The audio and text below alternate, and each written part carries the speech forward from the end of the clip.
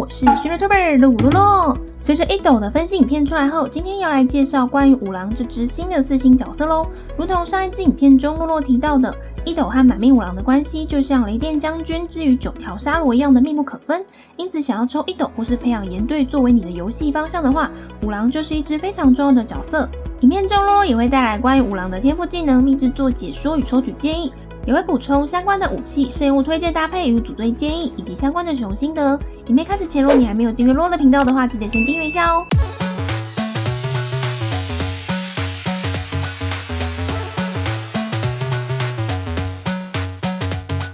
五郎为4星弓箭角色，定位为炎属性队伍中的专属辅助。等级突破后增加的是炎元素伤害。随着炎系队伍在原神开服1年多后才推出炎系5星主 C， 五郎也随之加入卡池。满命所带有的炎系伤害爆伤加成，也代表着炎系队伍在 2.3 版本的正式起飞，并且五郎的培养成本也很便宜，现物和装备都不是非常的要求，除非你铁了心打算直接在这次卡池把五郎抽满命。而五郎带来的辅助作用也替防御转攻击的炎系角色提供大幅的提升，即便没有打算要抽1斗，而是有练满命诺尔的话，女仆也是很大的受益者哦。满命五郎带来的炎元素爆伤增加最高 40%， 更是所有炎系角色的伤害都能够得到提升，例如阿贝多的 EQ 阳华伤害、炎主、凝光、钟离的 EQ 伤害等等，全都能直接享受到额外的伤害加成。因此忠犬形象的五郎也就是专一服务于炎系队伍的专用辅助。而前面提到的炎系起飞效果，需要在五郎满命后才能够明显体会到。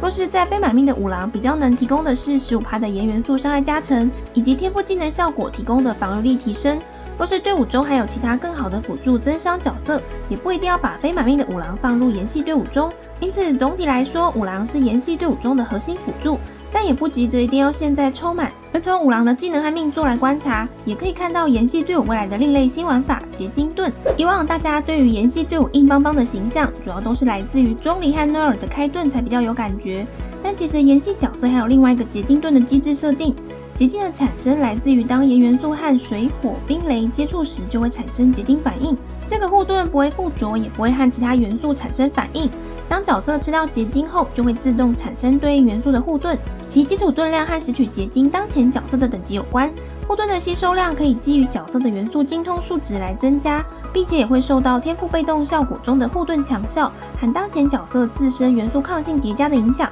若是中间吃了新的结晶，会取代原先的结晶护盾，可以想象成托马的护盾这种概念。在对到火元素时，伤害可以有额外的火元素护盾吸收量，而不同的结晶就能产生额外不同的元素伤害吸收量在角色身上。这个结晶护盾虽然不如诺尔和钟离的护盾硬，若是遇到高强度的怪物还是很容易被打碎，但还是可以抵挡部分普通攻击的伤害。若是场上置放阿贝多后台挂炎元素输出，让场上持续掉落元素结晶，同时又加元素精通提升护盾吸收量之类的角色的话，配合五郎的 Q 大招吸附元素结晶，基本上就可以一直有护盾常驻，或许就不一定那么需要钟离。即便最近才入坑的新手，也是能够靠着前阵子抽到的阿贝多和五郎搭配，玩出具备一定护盾硬度的岩队。若是后面原神推出了新的结晶盾玩法，或是幽谷盘岩4件套的结晶元素增伤效果要崛起的时候，洛洛也会再看当时的情况，再做影片更深入的说明咯。五郎的普攻是4段的连射，攻击倍率不高，加上五郎主要叠防御力，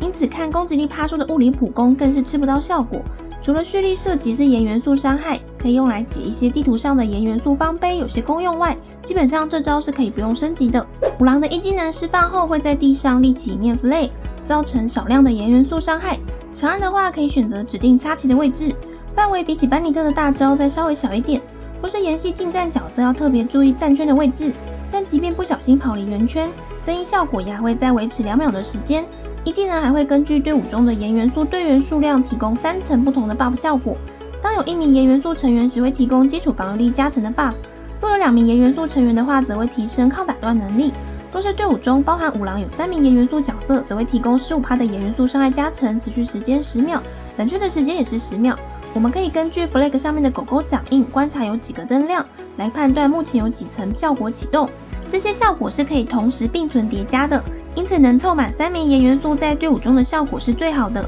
除了是五郎的核心技能之外，也是好用的脱手增益技能。Q 大招其实可以视为一种移动式的一技能，释放后会出现一只全小将跟随着角色移动，buff 效果和一技能完全相同。额外的作用是每 1.5 秒会自动吸附附近的元素结晶到角色旁边，提高当前角色的生存能力和护盾长度，并且每隔 1.5 秒会基于五郎的防御力产生一次炎元素范围伤害。虽然 E 和 Q 技能都有炎元素伤害，但倍率都不高，不像阿贝多具备高额的炎元素脱手伤害，且大招能量需要80点，因此更重要的关键还是在于五郎所提供的 buff 效果。当五郎释放 Q 技能后，附近所有的角色会提升 25% 的防御力加成，对于需要防御力趴数的角色来说是非常实用的辅助 buff， 同时也会提升队伍防御能力。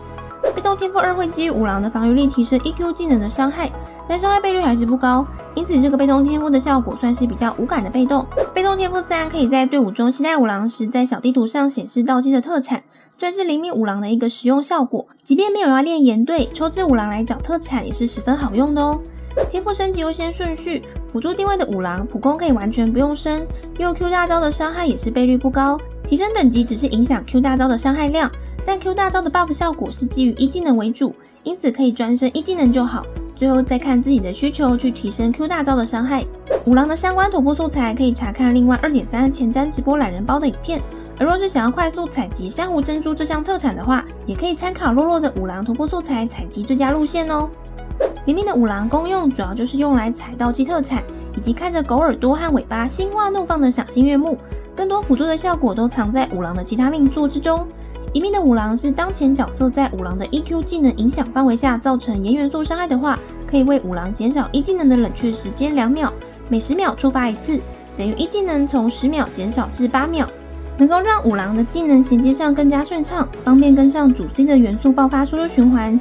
两妹解锁后，当角色在五郎的 Q 技能大将位移的影响范围下拾起因结晶反应产生的结晶后，将可以让五郎的 Q 技能持续时间延长1秒，最多3秒，有 0.1 秒的冷却时间，等于 Q 技能从原本的9秒持续时长拉长到最多12秒。提升的这3秒好像看起来没有什么，但却是五郎的关键命作。有了2命后，包含前面1命的效果，几乎 EQ 技能可以无间隙的接连释放，游刃有余。就像2命9条解锁后就不会再有稍显卡手的状况。3命和5命分别提升E和 Q 技能的天赋等级上限，4命也算是五郎的关键命作之一，主要就是让五郎增加了一项可以坚韧奶爸的作用。当 Q 技能释放时，队伍中有2名以上的炎元素角色，每 1.5 秒就可以基于五郎防御力的一半替场上角色恢复生命值。恢复量虽然不多，差不多类似于行秋的羽连剑恢复的奶量，但炎系本身就是很长护盾常驻，所以不太容易会有大扣血的情况发生，因此这些奶量也是稍微回复一些血量，以便因应长时间的战斗或是遇到流血狗的情形。而若是队伍中有放奶妈的话，这个命作也就没有什么特别的了。但若是不太需要奶妈的情况下，五郎就可以兼任奶妈，让队伍中可以多塞一位增伤或其他输出作用的角色。6命的五郎在释放 Q 技能后，会基于队伍中的炎元素成员数量来提升角色的炎元素暴击伤害。每当有1、2、3位炎系成员时，分别会提升 10%、20%、40% 的炎元素暴击伤害，也和1斗的2命效果互相呼应。希娜小姐，我来啦！6命解锁后，就是3炎队和4炎队的输出伤害大幅起飞，提供珍贵的爆伤加成属性。即便像防御力趴数这类属性或许都会有稀释或溢出的可能，但爆伤却是100%让你感受到炎系伤害大幅提升的加成效果哦。五郎的命作抽取建议是要有打算练炎系队伍再抽五郎的高命作，若没有的话就抽个1只五郎开个图鉴，还有方便以后找到其特产来使用即可。而若是财力和囤积的原石数量允许，又或是1斗和满命诺尔作为炎系主 C 的话，建议可以抽到2或6命。而若是平民玩家想练炎队，原石又不够多的话，抽个2命先应付着也不错，更甚至可以先用像班尼特之类的角色，反正4星角色比较不像5星角色要等太久，后面还是有机会慢慢补满的，只是原石足够的人当然早抽早享受咯。由于五郎普攻是可以完全不用点的，右弓箭中也没有主属性是增加防御力趴数的，所以可以把重点放在以主属性增加元素充能效率为主的武器来选用。5星武器的部分可以选择周末阶探之师，这把就是攻系辅助的专用5星弓，被动效果若触发可以增加元素精通和攻击力趴数，效果上也算实用，可以增加结晶盾的厚度和1咪咪的伤害量，因此是5星武器中最为推荐的一把。4星武器一样可以选择以元素充能效率为主的武器，有基里弓和西风烈弓可以选择，挑一把自己喜欢的即可。基里弓可以有几率额外再使用1次一技能，若是位置放的不满意的话，还有1次机会可以再做调整。若是拿西风的话，则需要叠一些暴击率，确保元素微粒的产生。